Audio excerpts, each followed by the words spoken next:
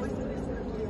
От имени постоянного представительства Республики Саха-Якутия в Российской Федерации мы бы хотели поблагодарить в первую очередь организаторов этого замечательного мероприятия. Большое спасибо, что пригласили мастеров передовых институций. Большое спасибо, что здесь собрали такую межнациональную большую выставку.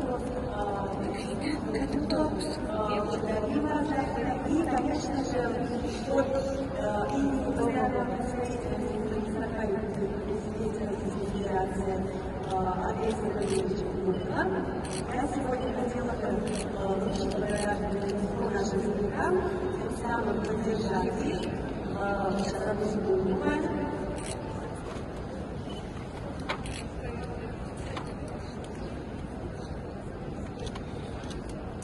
Это благодарственное письмо вручается центру, который занимается консолидацией и объединением усилий наших народных мастеров.